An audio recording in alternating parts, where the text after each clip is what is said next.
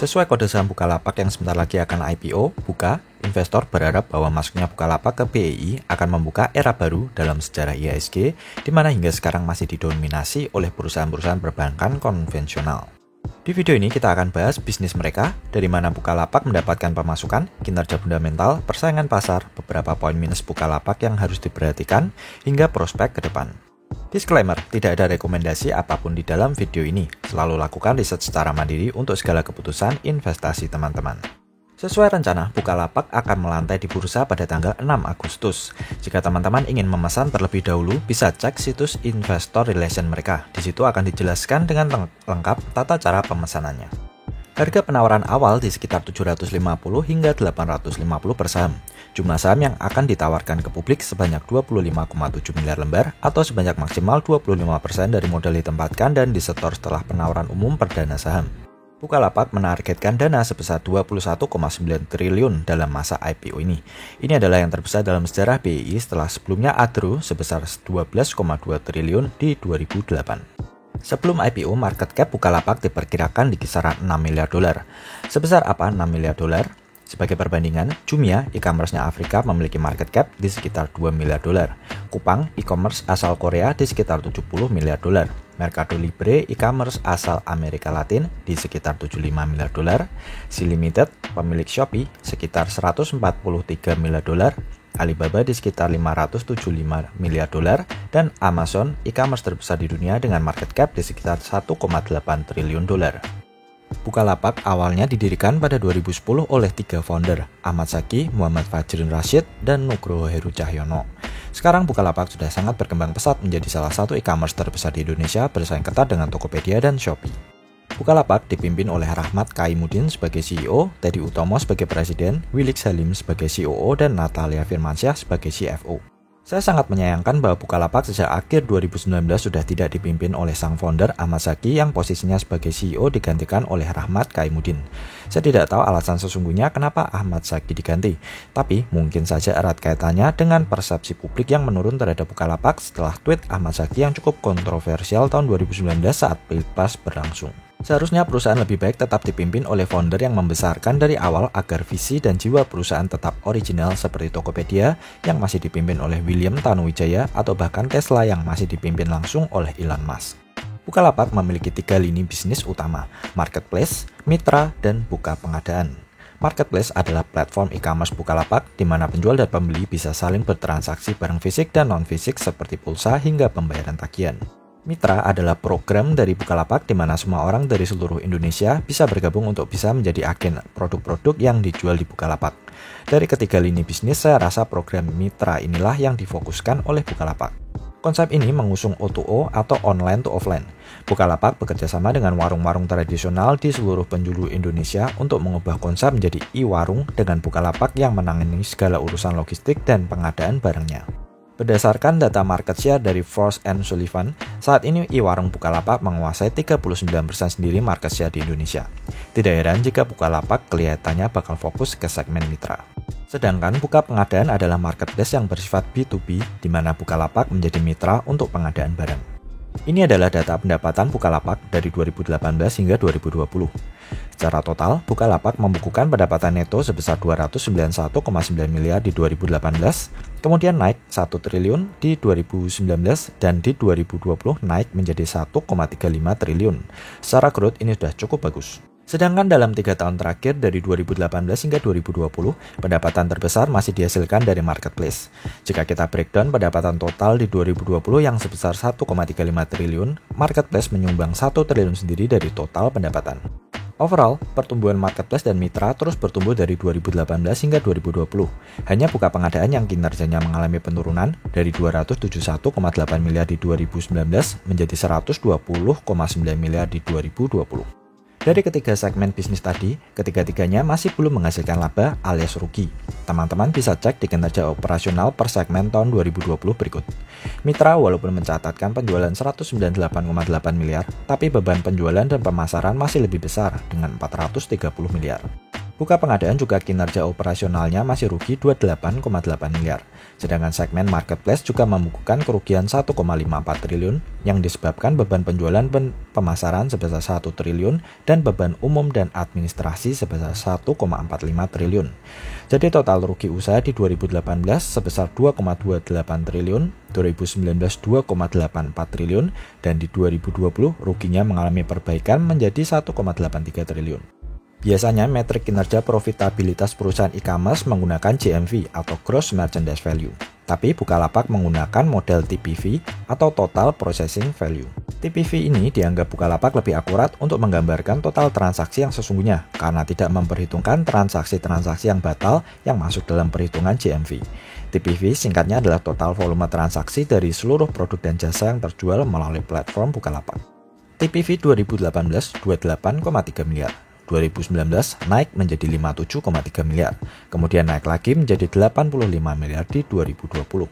Sedangkan pengguna marketplace juga terus bertumbuh dari 32,4 juta di 2018 menjadi 104,9 juta di 2020. Untuk mitra terdaftar juga mengalami kenaikan dari 1,3 juta di 2018 menjadi 6,9 juta di 2020. Untuk kondisi neraca perusahaan tidak ada yang begitu masalah karena perusahaan startup seperti ini biasanya masih bergantung dari pembiayaan dari para investornya. Jadi hutangnya biasanya rendah. Per 2020, Bukalapak memiliki aset lancar 1,76 triliun, di mana sebagian besar merupakan kas dan setara kas sebesar 1,48 triliun. Sedangkan total kewajiban mereka hanya 985,8 miliar. Jadi teman-teman tidak perlu khawatir Bukalapak akan mengalami masalah keuangan. Dengan catatan, investor-investornya masih terus percaya dengan Bukalapak. Bukalapak adalah salah satu perusahaan yang mendapatkan banyak sekali kepercayaan dari para investor baik lokal maupun asing. Dari prospektusnya kita bisa melihat banyaknya investor yang berada di balik Bukalapak. Nama-nama besar yang menguasai saham Bukalapak diantaranya ada MTech melalui PT Kreatif Media Karya, API Investment Limited, perusahaan asal Hong Kong yang terafiliasi dengan Alibaba Group, GIC, perusahaan investasi asal Singapura. Pandu Syahrir yang saat ini menjabat sebagai komisaris BII juga memiliki saham Bukalapak. Sedangkan 3 founder awal Bukalapak, Ahmad Zaki, Muhammad Fajrin Rashid, dan Nugroho Heru Cahyono juga masih memiliki kepemilikan di Bukalapak. Sebaiknya teman-teman tidak perlu terlalu ribet dengan laba dan valuasi Bukalapak saat IPO nanti, karena sejatinya investor-investor besar yang jauh lebih berpengalaman sudah berani masuk jauh lebih awal daripada kita. Jika teman-teman ingin menjadi growth investor, maka berpikirlah seperti mereka, seperti investor yang memproyeksikan potensi masa depan. Jangan jadi auditor laporan keuangan. Kalimat ini bukan berarti saya merekomendasikan Bukalapak ya. Hanya teman-teman tidak bisa menggunakan style value investing pada saham-saham growth. Gak akan pernah make sense. Kalau teman-teman value investor memang merasa Bukalapak kemahalan, jangan beli, simple. Tidak perlu berdebat, toh kita sama-sama tidak tahu bakal kemana saham Bukalapak besok. Walaupun Bukalapak masih terlihat terus bertumbuh baik itu melalui segmen marketplace dan mitra, ada beberapa hal yang perlu menjadi pertimbangan. Pertama, Bukalapak sudah tidak dikomandoi oleh founder awalnya. Perusahaan yang masih dalam masa growth lebih baik tetap dipimpin oleh pendirinya. Kedua, strategi yang menurut saya lebih berfokus kepada segmen mitra Bukalapak di satu sisi baik untuk mendukung UMKM, tapi di sisi lain investor bisa beranggapan bahwa Bukalapak mungkin merasa kalah bersaing dengan Tokopedia dan Shopee di kancah e-commerce dan diam-diam menyingkir ke pasar yang lain. Sekilas strategi online to offline ini mirip dengan strategi Amazon yang mengakuisisi Whole Foods dan beberapa jaringan toko offline lainnya untuk menjual produk yang tidak bisa dijual secara online plus memperluas database ekosistem digital payment mereka. Kita lihat saja apakah ada rencana cerdas di balik strategi Bukalapak menggandeng mitra-mitra offline ini. Ini adalah grafik top 10 e-commerce di Indonesia berdasarkan trafik bulanan per kuartal 1 2021. Dari data ini kita bisa tahu bahwa Tokopedia menjadi juaranya, disusul Shopee di peringkat kedua dan Bukalapak di peringkat ketiga dengan jarak yang cukup jauh. Padahal di rentang 2018-2019, Bukalapak masih menempati peringkat kedua. Saingan terdekat Bukalapak saat ini adalah Lazada dan Blibli. Kelihatannya Bukalapak harus menggandeng Dian Katrok lagi agar bisa menyaingi Tokopedia yang menggandeng BTS dan Shopee dengan Cristiano Ronaldo. Ketiga, pasar mitra Bukalapak yang akan menjadi semakin tersegmen. Mungkin banyak mitra Bukalapak akan susah bersaing di pasar perkotaan karena mereka akan berhadapan langsung dengan minimarket seperti Indomaret dan Alfamart yang juga memiliki layanan yang sama. Jadi Bukalapak akan bersaing dengan Tokopedia dan Shopee di pasar e-commerce dan berhadapan dengan Indomaret dan Alfamart di pasar mikro retail market. Keempat, biasanya perusahaan startup yang belum menghasilkan laba akan sering melakukan right issue untuk menambah modal mereka. Jika teman-teman tidak ingin menebus right issue, maka kepemilikan teman-teman akan terdilusi. Nah, bagi teman-teman yang kurang suka dengan hal ini, harap dipertimbangkan kembali. Tapi kita juga tidak tahu apakah besok setelah melantai di bursa, Bukalapak akan sering melakukan right issue atau tidak.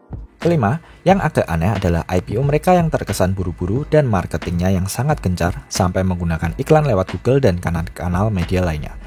Ini jauh berbeda dengan GoTo yang ramai dengan sendirinya walaupun belum resmi tanggal IPO-nya. Ini sudah membedakan brand awareness dari kedua perusahaan ini. Tinggal kita lihat saja perkembangan bisnis ke depannya. Apakah Bukalapak masih bisa terus bertumbuh dan segera mencetak laba sehingga tidak bergantung pada para investornya. Menurut saya Bukalapak bukan investasi yang jelek. Walaupun begitu, performa saham Bukalapak kemungkinan besar akan cemerlang setidaknya dalam jangka pendek. Karena selain sedang hype saham teknologi seperti di Nasdaq, saat ini IHSG sangat haus akan kehadiran saham-saham teknologi seperti ini.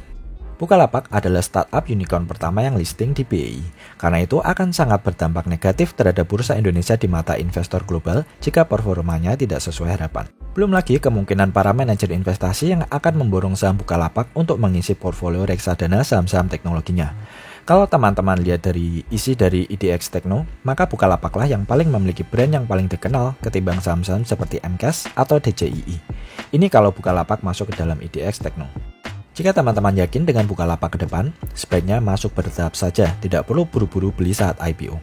Alibaba yang IPO pada 2014 yang lalu juga sempat turun lebih dari 50% dari titik tertingginya sesaat setelah IPO. Padahal saat itu Alibaba sudah menghasilkan laba yang stabil. Investor yang masuk bertahap akan lebih santai menghadapi penurunan seperti ini. Tesla yang baru menghasilkan laba di pertengahan 2020 justru sahamnya tidak pernah turun dari level harga IPO di tahun 2010 yang lalu. Padahal kinerja Tesla masih sangat tidak jelas saat itu. Saya tidak menyamakan Tesla dengan Bukalapak ya. Ini sebagai gambaran saja bagaimana kita harus memahami bahwa pergerakan saham khususnya di saham-saham teknologi tidak bisa dinilai dengan cara value investing. Jika saya beli Buka, maka itu karena Bukalapak adalah unicorn pertama yang melantai di bursa Indonesia. Saya yakin BEI setidaknya pasti malu dengan Nasdaq jika performa Bukalapak seperti saham gorengan. Jika saya tidak beli Buka, maka itu bukan karena Bukalapak jelek atau karena valuasi yang kemahalan, tapi karena saya masih belum menemukan prospek yang signifikan dari seluruh strategi yang dijalankan Bukalapak saat ini. Bagaimana dengan teman-teman? Silahkan pertimbangkan sendiri-sendiri. Oke, semoga video ini bisa membantu pengambilan keputusan teman-teman dalam berinvestasi.